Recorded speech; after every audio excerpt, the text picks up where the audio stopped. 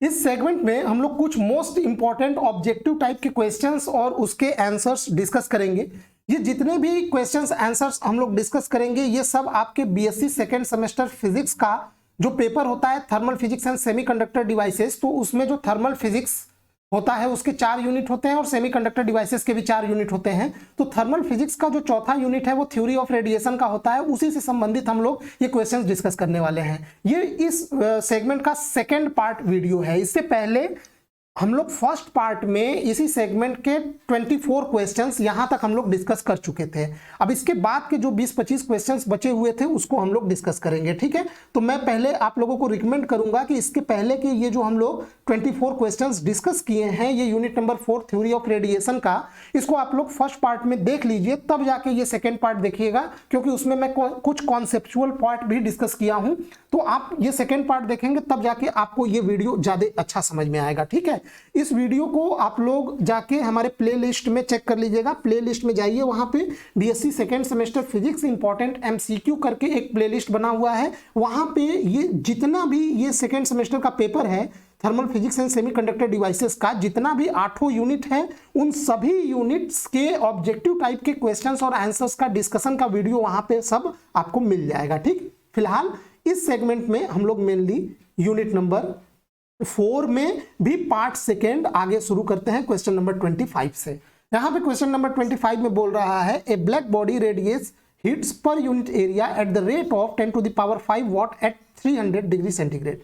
If some radiates heats per unit one area at the rate of 10 to the power 9 watt, then compute the temperature of the sun. देखिए बहुत simple सा question है। इस question पे आप लोग Stephen's law से इसको सॉल्व कर लेंगे, ठीक है। एक कृष्ण पिंड है 300 डिग्री सेंटीग्रेड पे प्रति एकांक क्षेत्रफल पे 10 to the power 5 वॉट की दर से उष्मा विकिरण विकृत करता है, उत्सर्जित करता है। यदि सूर्य प्रति एकांक क्षेत्रफल पे 10 to the power 9 वॉट की दर से उष्मा विकृत करता है तो सूर्य का तापमान क्या होगा, ठीक है। तुलनात्मक रूप से ये हल होगा। देखिए स्टीफेंस लॉ लगाएंगे तो E is proportional to T to the power 4। अब यहाँ पे एक तो ब्लैक बॉडी है, दूसरा सन है। तो यहाँ पे देखिए, यहाँ पे E1 क्या है, ब्लैक बॉडी द्वारा जो ऊर्जा उष्मा इमिट की गई है वो है किस टेम्परेचर पे 300, तो उसको केल्विन में बदल दीजिए। तो यहाँ पे E1 और ये T1। अब E2 क्या है, सन द्वारा इमिट की गई यहाँ पे विकिरण, वो दिया गया है, T2 निकालना है। तो बस यहाँ पे ratio E1/E2 equal to T1 to the power 4/T2 to the power यहाँ पे 4 रहेगा, ठीक। उसको आप लोग इक्वेट कर देंगे। 3 पैरामीटर दिया है, एक पैरामीटर निकालना है, उसको आप लोग कैलकुलेट कर लीजिए, बिल्कुल सिंपल है, ठीक है, स्टीफेंस लॉ से। और देख लीजिएगा इसका कौन सा पार्ट आंसर होगा। मेरे ख्याल से ए पार्ट इसका सही आंसर होगा। आगे बढ़ते हैं। What is the wavelength of the maximum intensity radiation. जहां मैक्सिमम इंटेंसिटी रेडिएशन आ जाए, लैम्डा एम का मान समझ लीजिए आएगा वहां पे, और वहां पे विन्स लॉ या विंड डिस्प्लेसमेंट लॉ यहां पे इन्वॉल्व होगा, ठीक है। Radiated from the source having temperature 300 kelvin, wins constant दिया गया है। तो यहां पे आप लोगों को क्या निकालना है, यहां पे आपको निकालना है द विन्स, यहां पे आपको लैम्डा एम यानी मैक्सिमम इंटेंसिटी के रेडिएशन का वेवलेंथ निकालना है। तो आप लोग जानते हैं Wien's displacement law, lambda M into T equal to constant, lambda M equal to constant by T. Constant का वैल्यू दिया गया है, टेम्परेचर यहाँ केल्विन में रख दीजिए, लैम्डा एम का मान यहाँ पे आ जाएगा, ठीक है। नेक्स्ट है क्वेश्चन नंबर 27 है कैलकुलेट द। अच्छा, यहाँ पे ये लैम्डा एम का मतलब आप समझ पाते हैं कि नहीं। देखिए ब्लैक बॉडी रेडिएशन का ये जो ग्राफ होता है, तो यहाँ एक्स एक्सिस पे ये लैम्डा होता है और वाई एक्सिस पे क्या होता है, ई लैम्डा होता है। तो जब ये ग्राफ बनता है, ये इस प्रकार से ये ग्राफ बनता है, इसका मतलब होता है कि कोई भी ब्लैक बॉडी जो रेडिएशन इमिट करता है उसमें सभी वेवलेंथ के रेडिएशन होते हैं, लेकिन कुछ वेवलेंथ का जो रेडिएशन होता है वो मैक्सिमम एनर्जी के साथ इमिट होता है, ठीक है। इसको हम लोग लैम्डा एम बोलेंगे। जैसे यहाँ पे देखिए, यहाँ पे जो रेडिएशन इमिट हो रहा है उसका लैम्डा 1, मतलब जैसे मान लीजिए कोई ब्लैक बॉडी से 10 वेवलेंथ यानी 10 वेवलेंथ के रेडिएशन इमिट हुए, तो उन 10 वेवलेंथ के जो रेडिएशन इमिट हुए हैं, तो 10 वेवलेंथ समान एनर्जी लेके उसके अंदर से नहीं इमिट होंगे, उत्सर्जित होंगे। कुछ वेवलेंथ ऐसे होंगे इसमें जो मैक्सिमम एनर्जी लेके इमिट होंगे और कुछ वेवलेंथ की एनर्जी कम होगी। तो जो वेवलेंथ मैक्सिमम एनर्जी लेके ब्लैक बॉडी के अंदर से इमिट होगा, बाहर निकलेगा, उसको हम लोग लैम्डा एम कहते हैं। और जब उसका टेम्परेचर हम लोग बढ़ाते हैं तो ऐसा पाया गया है कि वो लैम्डा एम जो है वो शॉर्टर वेवलेंथ की ओर वो ट्रांजिशन करता है। मतलब जैसे आप ये मान लीजिए टेम्परेचर T1 पे है, एक और मान लीजिए मैं T2 टेम्परेचर पे एक ग्राफ बनाता हूं, तो वो कुछ इस प्रकार बनेगा। मतलब उसका जो ये पीक है मैक्सिमम, वो कम वेवलेंथ की ओर इधर शिफ्ट होगा, ठीक है। यानी जैसे कोई ब्लैक बॉडी है, इसका टेम्परेचर T1 है, तो T1 टेम्परेचर पे मान लीजिए कोई वेवलेंथ निकल रहा है, 10 वेवलेंथ के रेडिएशन निकल रहे हैं, उसमें से एक वेवलेंथ λ1 है, वो मैक्सिमम एनर्जी के साथ निकल रहा है, तो उसका पीक यहाँ पे है। अब इसका टेम्परेचर आप बढ़ा के T2 कर दिए, तो अब जो मैक्सिमम एनर्जी लेके जो वेवलेंथ निकलेगा वो λm से अब कम होगा, अब वो शॉर्टर वेवलेंथ का होगा। समझ में आया? यानी जो दूसरे वाले के लिए ये λ1 λm T2 आएगा, वो इससे वाले T1 वाले से कम का होगा, वो उसका λm यहां पे आएगा, ये T2 वाले का, ये T1 वाले का है। तो λm जो T2 वाले का आया वो कम है, वो λm जो कि T1 वाले का है। क्यों? क्योंकि T2 ज्यादा है T1 से, ठीक है। टेम्परेचर बढ़ाएंगे तो शॉर्टर वेवलेंथ की ओर ये पीक जो है वो डिस्प्लेस होगा, इसीलिए इसको विन्स डिस्प्लेसमेंट लॉ बोला जाता है। समझ में आया?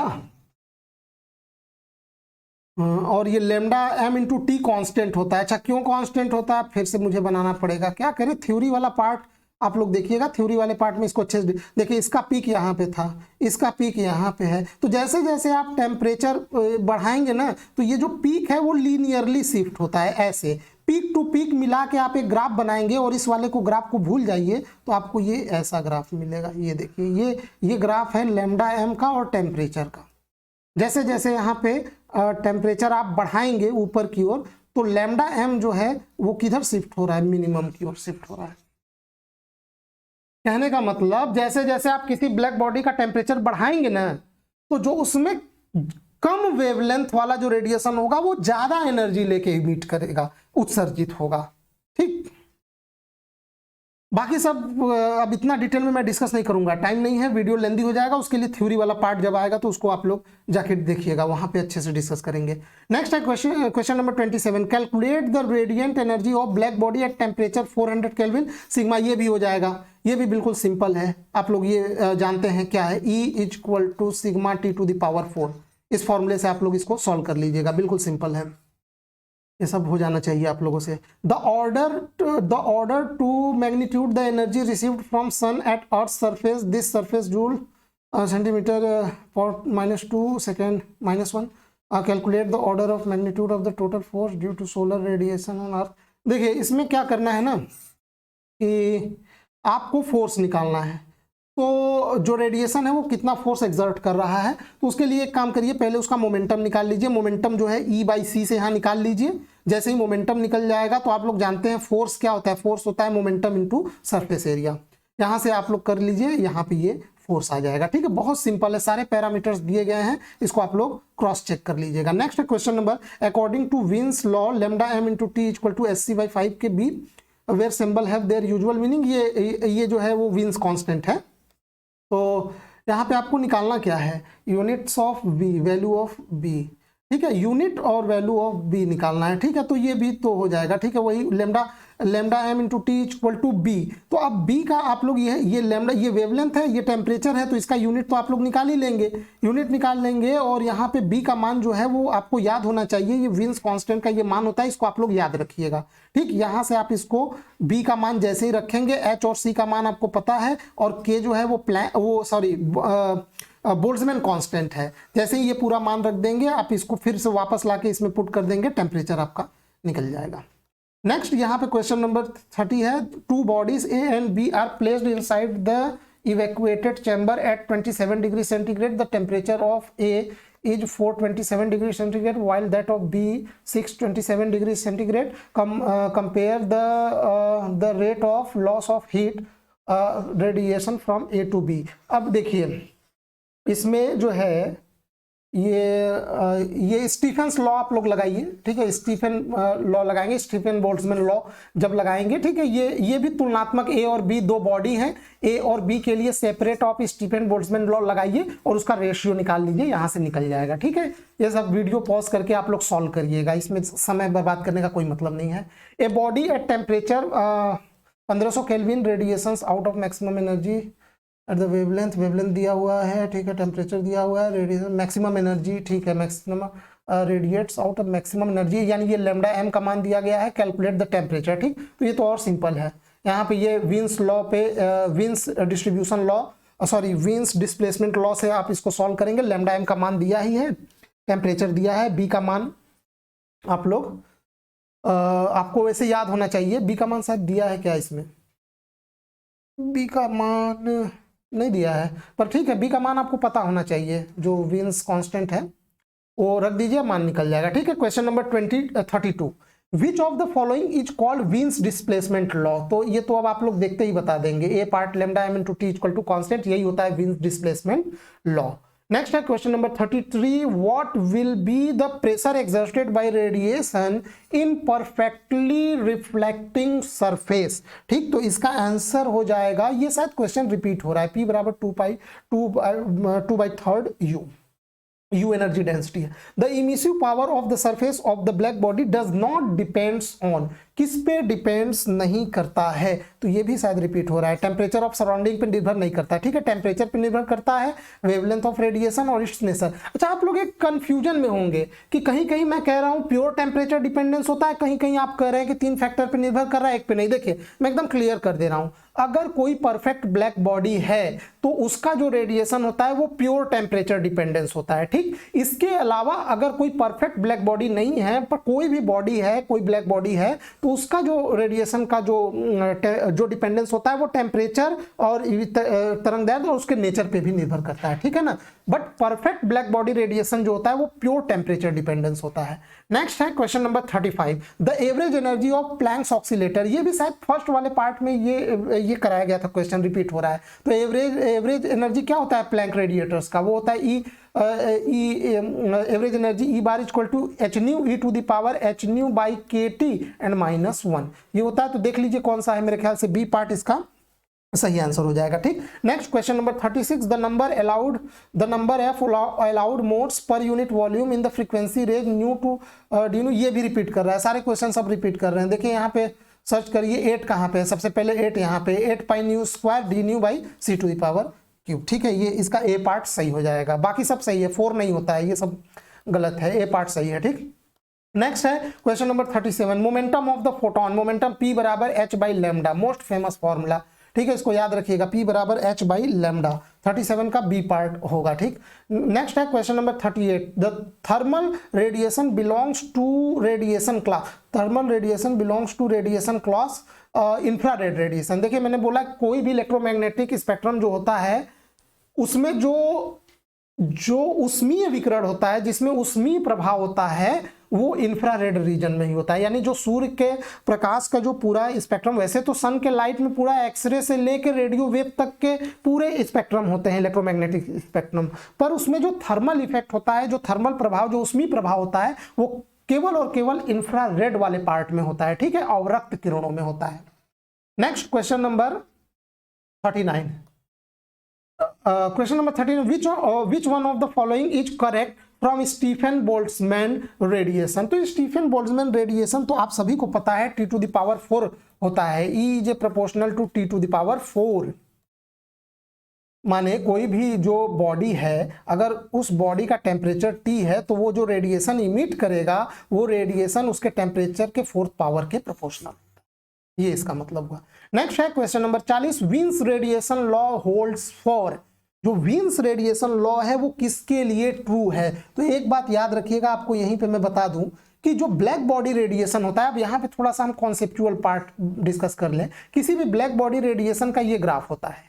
अब इस ग्राफ को एक्सप्लेन करने के लिए 3-4 वैज्ञानिकों ने प्रयास किया था। पहले वैज्ञानिक जो हैं वो विन्स ने प्रयास किया था, दूसरा रैले एंड जीन्स ने प्रयास किया था, और तीसरा जिन्होंने करेक्ट इसको एक्सप्लेन किया था, इस ग्राफ को ब्लैक बॉडी रेडिएशन के क्वांटम मैकेनिक्स का इसमें उपयोग करके, वो थे प्लैंक। ठीक है, प्लैंक। तो ब्लैक बॉडी रेडिएशन का जो करेक्ट बिहेवियर जो एक्सप्लेन किया है वो किसने एक्सप्लेन किया है, प्लैंक। इन्होंने कहीं ना कहीं इसमें क्वांटम मैकेनिक्स का थोड़ा बहुत उपयोग किया है। बाकी विन्स और रैले जीन्स ने एक्सप्लेन किया, पर इसको उन्होंने परफेक्टली एक्सप्लेन नहीं कर पाया। जैसे विन्स का जो रेडिएशन लॉ है, यहाँ पे मैं एक छोटा सा नोट्स आपको दिखाना चाह रहा हूँ। देखिए, जो विन्स डिस्ट्रीब्यूशन लॉ है, जो वीन्स ने जो एक्सप्लेन किया था वो केवल और केवल छोटे तरंग दैर्ध्य के लिए लागू होता है। यानी जब वीन्स डिस्ट्रीब्यूशन लॉ आप देखेंगे तो ये अगर वेवलेंथ है और इधर ई लैम्डा है, तो वीन्स डिस्ट्रीब्यूशन लॉ केवल और केवल शॉर्टर वेवलेंथ के ग्राफ को एक्सप्लेन कर पाता है, जबकि रेले एंड जीन्स का डिस्ट्रीब्यूशन लॉ केवल और केवल लॉन्गर वेवलेंथ के ग्राफ को एक्सप्लेन कर पाता है। ठीक, जबकि प्लैंक्स का जो रेडिएशन लॉ है वो पूरे ग्राफ को एक्सप्लेन कर पाता है कि क्यों ये ग्राफ जो है मतलब कम, जो शॉर्टर वेवलेंथ पे भी एनर्जी कम इमिट होता है और एक पर्टिकुलर वेवलेंथ में मैक्सिमम एनर्जी इमिट होता है, फिर जैसे जैसे आप वेवलेंथ बढ़ाते हैं फिर जो इमिटेड एनर्जी है वो कम होता जाता है। ठीक, तो यहां पे अब आप देखिए जो बोल रहा है वीन्स रेडिएशन लॉ किसके लिए, किस तरंग दैर्ध्य के लिए करेक्टली लागू होता है। तो मैंने बोला ना, यहां पे देख पा रहे होंगे ये यहाँ पे ये छोटे तरंग दैर्ध्य यानी शॉर्टर जो वेवलेंथ होता है उसके लिए ये लागू होता है। यानी 40 का जो सही आंसर है वो हो जाएगा ए पार्ट। अब यहीं पे बोल रहा है कि रेले जीन्स लॉ किसके लिए होल्ड करता है, तो वो जस्ट इसी का उल्टा लॉन्गर वेवलेंथ के लिए होल्ड करेगा। ठीक है, यहाँ पे 41 का जो है वो सही होगा, 40 का ए पार्ट सही है, 41 का जो सही होगा वो बी पार्ट लॉन्गर वेवलेंथ। ठीक है ना। अब अच्छा, इसी रेले जीन्स लॉ में ही एक अल्ट्रावायलेट कैटास्ट्रॉफ का जिक्र आता है। देखिए जब रेले जीन्स लॉ का आप फॉर्मूला यहाँ पे देख लीजिए, ये यहाँ पे ये रेले जीन्स लॉ का ये यहाँ पे फॉर्मूला है, तो ये देखिए यहाँ पे ये बटे में लैम्डा टू द पावर 4 है। तो जब आप इसको आप ध्यान से फॉर्मूले को देख लीजिए। और एक चीज और, जो रेले जीन्स लॉ है वो केवल और केवल लॉन्गर वेवलेंथ के लिए ये होल्ड करता है। ठीक है, रेले जीन्स लॉ लॉन्गर वेवलेंथ के लिए सही है। शॉर्टर वेवलेंथ पे जब लैम्डा 0 की ओर जाएगा तो ई लैम्डा इनफाइनाइट हो जाता है। इसका मतलब क्या हुआ, इसका मतलब देखिए जब आप रेले जीन्स लॉ को देखेंगे ना तो वहां पे E lambda is inversely proportional to 1 by lambda to the power 4 होता है। तो जब लैम्डा का मान, इनके नियम के अनुसार जब लैम्डा का मान कम होगा, यानी जब लैम्डा टेंड्स टू 0 होगा तो ई लैम्डा टेंड्स टू क्या हो जाना चाहिए, इनफाइनाइट। इसका मतलब जैसे जैसे आप रेले जीन्स के नियम को मैं बता रहा हूं, ये वीन्स वाला नियम छोड़ दीजिए, रेले जीन्स नियम ये अधिक वेवलेंथ के लिए ये ग्राफ को सेटिस्फाई करेगा, लेकिन जैसे जैसे आप शॉर्टर वेवलेंथ की ओर बढ़ेंगे तो रेले जीन्स का ग्राफ ये ऊपर की ओर चला जाता है। यानी शॉर्टर वेवलेंथ पे ये ग्राफ नीचे नहीं आता, जबकि एक्चुअल में जब आप प्रैक्टिकल करेंगे तो शॉर्टर वेवलेंथ पे ये ग्राफ नीचे आ जाता है, यानी एनर्जी कम हो जाती है। लेकिन रेले जीन्स का फॉर्मूला बताता है कि ये बढ़ता चला जाएगा, यानी जब लैम्डा 0 के करीब आएगा तो ये लैम्डा इनफाइनाइट हो जाएगा। यानी जैसे ही लैम्डा अल्ट्रावायलेट रीजन में आता है उससे नीचे आने लगता है तो जो ब्लैक बॉडी जो एनर्जी इमिट कर रहा है वो इनफाइनाइट इमिट करना चाहिए।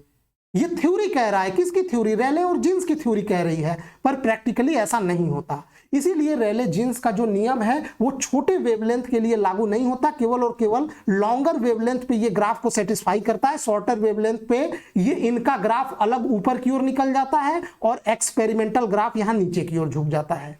जबकि वीन्स वाले में उल्टा होता है, वीन्स वाले में ये छोटे वेवलेंथ पे ग्राफ इसके साथ चलता है, जबकि लॉन्गर वेवलेंथ पे ग्राफ इससे दूसरी ओर निकल जाता है। जब और प्लैंक्स लॉ ये पूरे ग्राफ को एक्सप्लेन कर पाता है। मेरे ख्याल से आप यहाँ पे कुछ आपको समझ में आ गया होगा, तो ये चीज आप लोग याद रखिएगा। अच्छा, वो जो शॉर्टर वेवलेंथ पे ग्राफ का एकदम इनफाइनाइट चले जाना एनर्जी का, इसी घटना को बोला जाता है अल्ट्रावायलेट कैटास्ट्रोफ, और ये किससे जुड़ा है, रेले जीन्स लॉ से जुड़ा हुआ है। नेक्स्ट है question number 42, the correct value of wins constant. तो ये तो आपको वैसे भी याद होना चाहिए, विन्स कांस्टेंट जो बी की वैल्यू होती है वो आप लोग याद रखिएगा। यहाँ पे ये ए पार्ट इसका सही है। ठीक है, ये नेक्स्ट है question number 43, A red glass when red heated and seen in dark room will appear. अब मैं बार बार कह रहा हूं कि ये क्वेश्चंस में थोड़ा डाउट है। डाउट इसलिए है कि ये सेम क्वेश्चन इसी जगह पे दो अलग अलग, इसमें जो आंसर दिया है इस वाले में रेड दिया है, सेम क्वेश्चन एक बार और रिपीट हुआ था तो उसमें आंसर ब्लैक दिया था। ठीक, तो ये मेरे ख्याल से ये यहाँ पे ये क्वेश्चन में थोड़ा डाउट है, और ये क्वेश्चन आप लोग इसको कमेंट करके आप लोग खुद बताइएगा इसका क्या होना चाहिए, इसका सही आंसर। ठीक, नेक्स्ट है question number 44, at temperature T kelvin the emissive power of black body. तो वो चाहे जो भी हो वो तो T टू द पावर 4 पे ही जाएगा। ठीक है, इसका आंसर हो जाएगा डी पार्ट। क्वेश्चन नंबर 45 है, ultraviolet catastrophe lies on black body radiation curve किधर लाई करता है, लोअर वेवलेंथ की ओर, टुवर्ड्स लोअर वेवलेंथ की ओर लाई करता है। बिटवीन हायर एंड लोअर, एक मिनट, ये यूवी रीजन, ये सही है, ये सी पार्ट। ये भी अगर ये ना होता, यूवी रीजन ये ना होता, तो मैं इसको ये सही था, बट यहाँ पे यूवी रीजन जब दिया ही है तो आप यही लगाएंगे, ठीक है। यहाँ पे ये इसका सही आंसर हो जाएगा। नेक्स्ट हम लोग बढ़ते हैं 46 की ओर। क्वेश्चन नंबर 46 है the emissive power of black body is related to its energy density U. ये मेरे ख्याल से बार बार आ चुका है। इसमें जो है आंसर जो होगा 46 का ये हो जाएगा 1/4 CU। क्वेश्चन नंबर 47 है the amount of solar radiation energy on unit area of the surface of the earth in unit time is. इसको क्या कहते हैं? इसी को तो सोलर कांस्टेंट बोला जाता है। सोलर कांस्टेंट को किस इंस्ट्रूमेंट से हम लोग मेजर करते हैं? अभी इसी वीडियो में मैंने बताया था, ठीक है। उसको आप लोग कमेंट करके बताइएगा, इसमें या शायद पार्ट 1 में था। नेक्स्ट है question number 48 in terms of universal constant the value of Wien's constant is expressed as. जो वीन्स कांस्टेंट होता है वो भी कुछ यूनिवर्सल कांस्टेंट के टर्म्स में होता है और वो होता है ये hc/k। k क्या है? बोल्ट्जमैन कांस्टेंट है। h क्या है? Planck constant. और c क्या है?